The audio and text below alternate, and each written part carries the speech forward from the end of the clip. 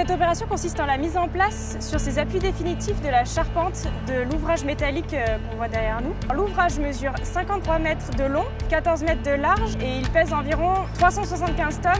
L'ouvrage est mis en place durant la nuit du 2 au 3 juin sur des camags qui sont les plateaux articulés servant à le déplacer. La première étape, c'est de monter le tablier grâce à des vérins pour le monter à hauteur définitive plus quelques centimètres afin de passer au-dessus des appuis lors de la pose. Donc ensuite, on va déplacer l'ouvrage sur l'autoroute jusqu'à ses appuis définitifs. On va le poser sur des appuis provisoires et enfin, on va évacuer les camags.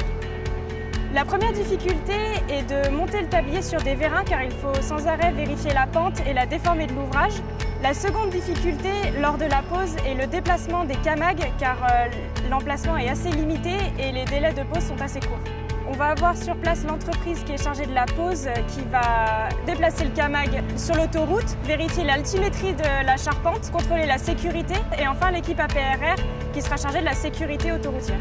Ce type d'opération nécessite des mesures en amont, c'est-à-dire coupure de l'autoroute, donc mise en place d'un itinéraire de déviation, mise en place de dispositifs de sécurité qui doivent être déplacés au moins 2 jours avant l'opération.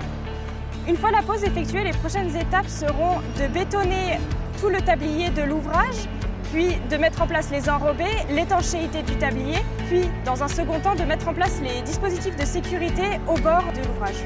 Dans le cadre du projet de l'échangeur de Sévenans, c'est le premier ouvrage qu'on pose ainsi. Il y en aura un autre qui sera posé au-dessus de la RN 1019.